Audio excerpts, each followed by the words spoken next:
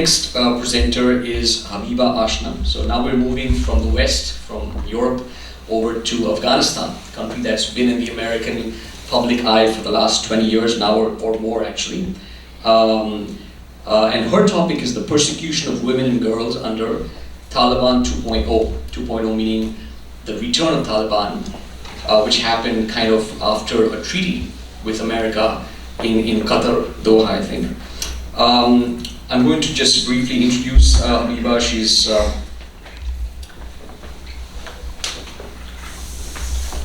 She's been a friend and a long time, a very forceful Afghan advocate.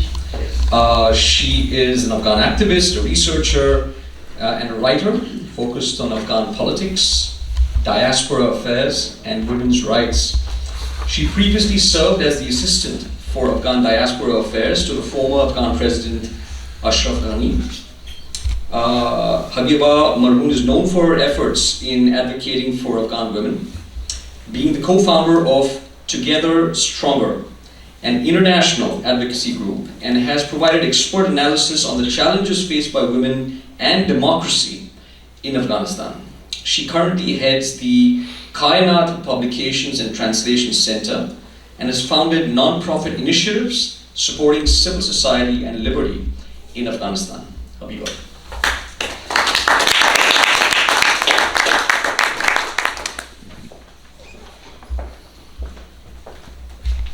Good morning, everyone.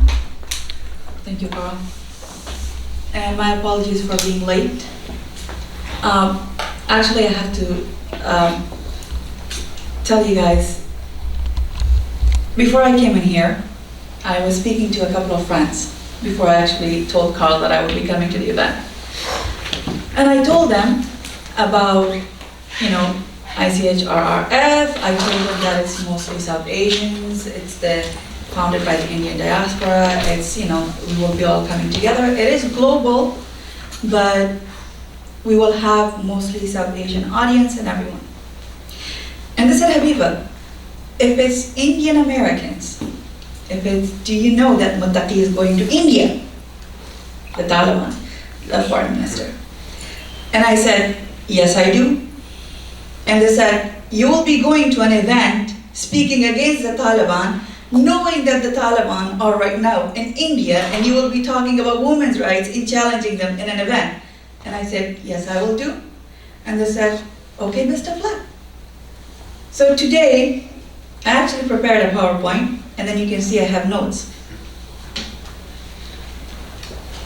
I don't want to speak. I want to be heard. And the last 4 years, we have been speaking and speaking and speaking and going everywhere. We are not heard.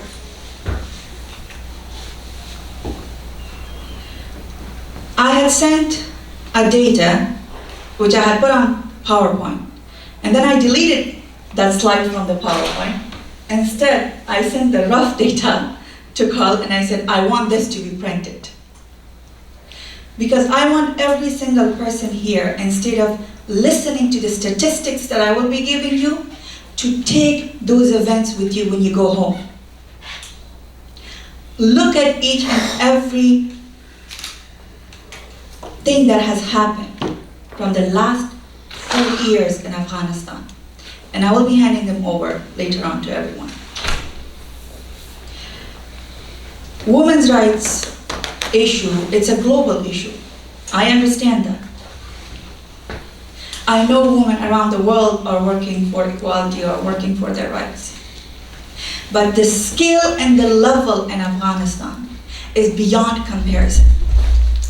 And the fact that we have to scream our lungs out and yet we are not being heard,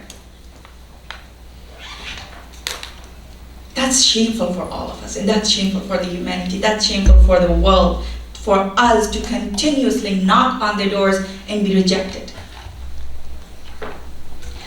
So please, hear me today.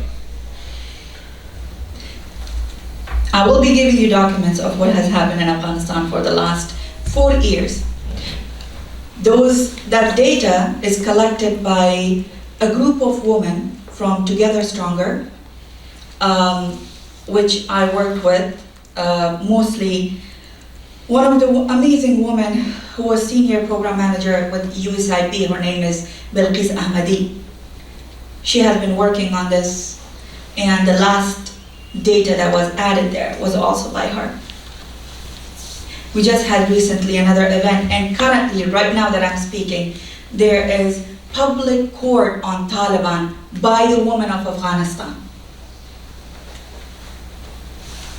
But no one in the media is speaking about it or talking about it. I will be putting a video on later on by one of the witnesses whom I had met in Albania and the Women's Summit, who was tortured, hurt, and imprisoned by the Taliban.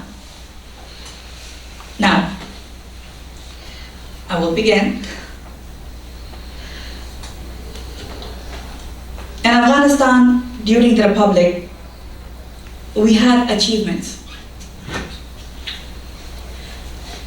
When people ask about women in Afghanistan and women around the world, we have educated, uneducated women.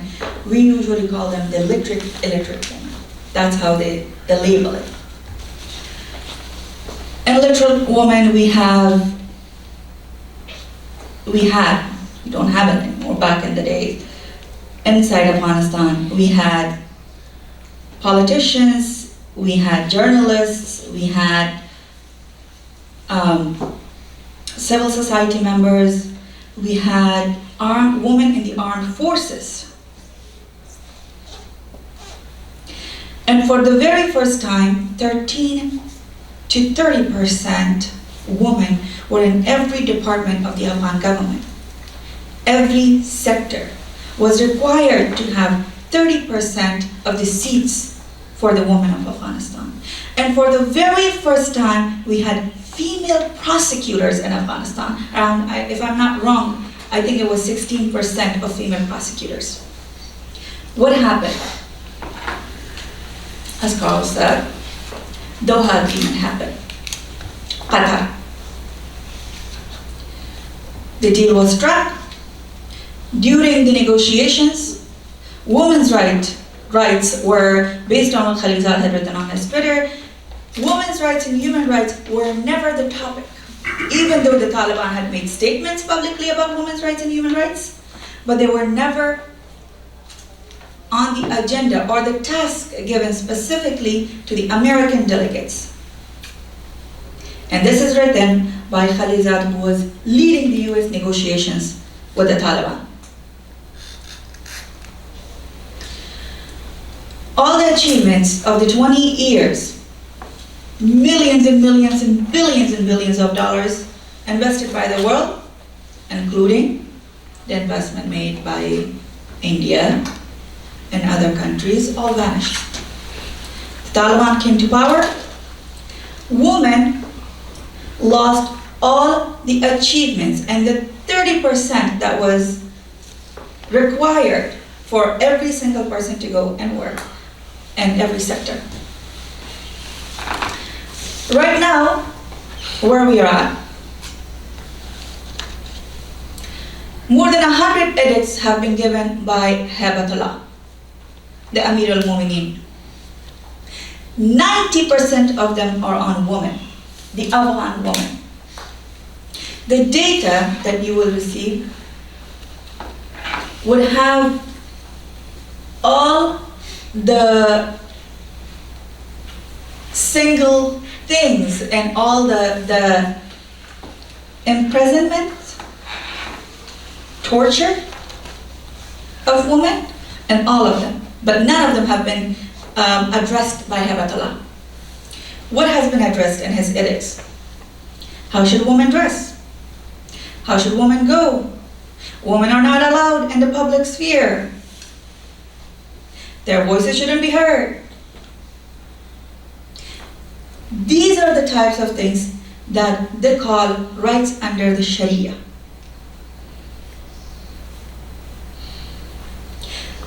Now,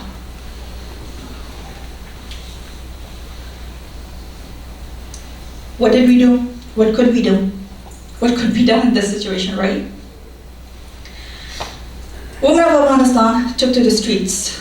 The first woman who came, the Taliban came on August 15, 2021, or should I say, they claimed the palace called ICHRRF in Afghanistan, and on August 15, 2021. On August 16, a girl named Razia Barizai was on the streets. Razia was one of the people who was working in the presidential palace with me, and she was one of the activists.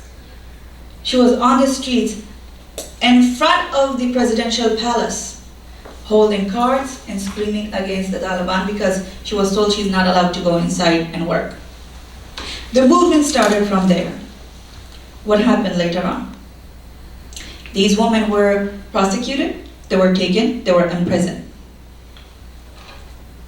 They were raped, they were gang raped, they were tortured, those women, the protesters.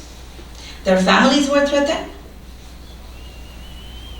But the fight continued to the point where now we have public courts for the Taliban. We have gender apartheid in the ICC right now, currently. The data collection, the data that you will see, that has been sent to ICC, that has been sent to ICG. They are working on it. They are working to hear the Afghan woman, but that's not enough. Right now, women are still in prison. They are in the Taliban prisons. And no one can actually take them out. They're not listening to anyone. We have groups of women who are working. We had Women's Summit in Albania. Women's Summit continued to be held in different countries. Women are organizing, getting together, trying to be heard. Now, I will just show you guys a few headlines, and then we will listen to the witness who spoke on the first day of the public hearing in the court, public people's court against the Taliban. So, why did I put these slides here? Look at the international media, how they pick the news. Women are not allowed to work in the UN. But women were never allowed to work in Afghanistan to begin with. The next one, Riot Group claims Taliban committing gender persecution against Afghan women and girls. Riot Group claims, not that their Taliban are actually doing, we're just claiming that this is what's happening, and they refuse to come and acknowledge and see it. And they refuse to even talk to the victims. Even if they're talking to the victims, it's very well presented and well packaged that the international media and the world refuses to see what's going on the ground. The only country on the earth where women are not allowed to get education is Afghanistan. But this is what we see in the news. UN experts calls for declaring gender apartheid crime against humanity. This was after years and years of work. Yet, the headline doesn't do justice. It doesn't do justice to the work and the hard work and the achievements of the Afghan women that they have been doing and the fight that they continue. Here, actually I will say that after the next slide. Can you have the next one, please? Can you please, her name is, she's Dr. Zahra. She was one of the protesters. 2 days ago in Madrid, where the People's Court has started, and people who worked on that, I was in contact with the men. She's one of the witnesses who spoke publicly against the Taliban and said, this is what has been done to me. one of the bravest women, and I will tell you more about her story later on. Can you play the? Is there a video you sent me? It's a video. Dr. Zahra is a video. You sent me a video separately, is it? I didn't. No, this is a video. It should be embedded in it? Yeah. Oh, I don't know if that's going to play. I'm not seeing it. Do you have a link that you can send me? Right now I don't. Okay. Otherwise, maybe we can do it after your presentation sometime during the break. Yeah, sure. Okay. So, Dr. Zahra says that when I was taken by the Taliban, because they reduced nothing, so I will just rephrase what she had said in English. Every night, before they come into my room, they would play their music. The Taliban have specific, we call it tarana, which they sing for their wars and their, they have Arabic words in it, they have other words in it, and, for motivation. And before, these are the types of, tarana, or the type of music that they play before they go and they commit suicide and they, I say, blow themselves up. So they would play that, and then they will enter her room.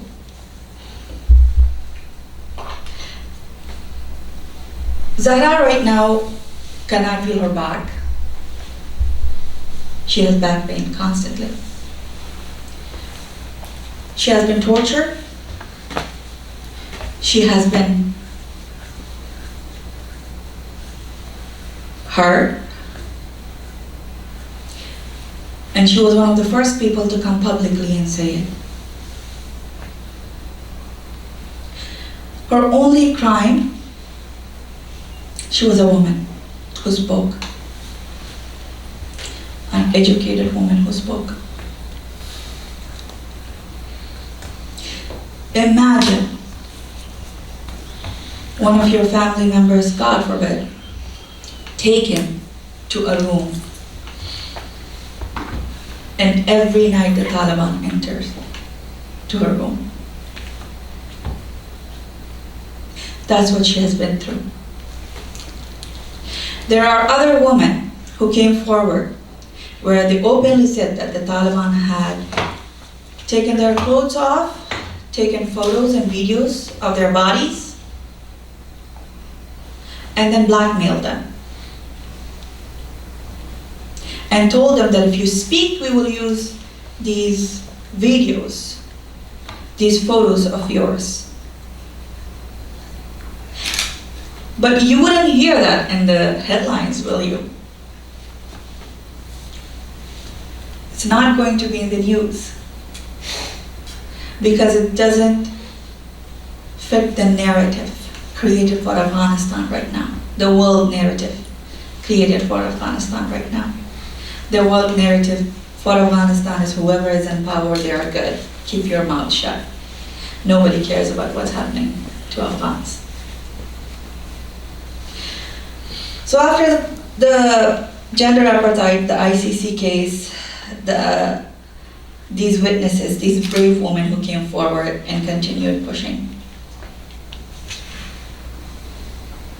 Finally, 26 September 2025, a General Assembly, in the General Assembly, they wanted to speak about the situation in Afghanistan, and 2 to 3 days ago, if I'm not wrong, a special investigative commission on the human rights was designated to investigate the human rights violations in Afghanistan. After years and years and years of hard work. But the UN, we all know how they work. So we really hope that I would have something, at least highlight the right situation inside Afghanistan. So those were the achievements, the ICC, ICJ, the human rights investigative. But the government still refuse, foreign governments around the world still refuse to hear us out to see the situation in Afghanistan, to know what's happening. The world does not want to see the atrocities being committed. I'm going to wrap up my conversations, I call it more of a conversation than a speech or a PowerPoint presentation, because frankly, we are all getting tired a little bit. Women are getting tired, women of Afghanistan. When I told them I'm going to speak, they're like, oh, you were there. Just last week you were in the meeting and we were talking, and just 2 days ago you were talking to us in the court, this and that. And I was like, yeah. It's like, is there going to be anything? I don't know. But we have to speak, right? Female soldiers are being taken from their homes. Around 8,000 soldiers are in the captivity of the Taliban. If I ask you for the human rights violations that are happening in Afghanistan, and the women rights violations and the persecution, if I ask anyone what or who makes the Taliban Taliban, what makes the Taliban Taliban, who are the Taliban, I get a very nice academic answer. But the truth is, there are two things that makes the Taliban Taliban, and no one can deny that. We can sugarcoat it and put it in nice words, but there are two things that no one can deny or say no. There are suicide bombings and denying the women's rights. The moment the Taliban stops suicide bombings, the moment the Taliban give rights to the women of Afghanistan, they will not be Taliban anymore. So it's ingrained in them. You cannot distinguish, you cannot take it away from them. I cannot talk about women's rights without talking about the Taliban's ideology in them. Thank you so much. If you have any questions, we have the data and everything available. I'm just a little more emotional knowing that Muttaqi is there. So I will be there to answer the questions.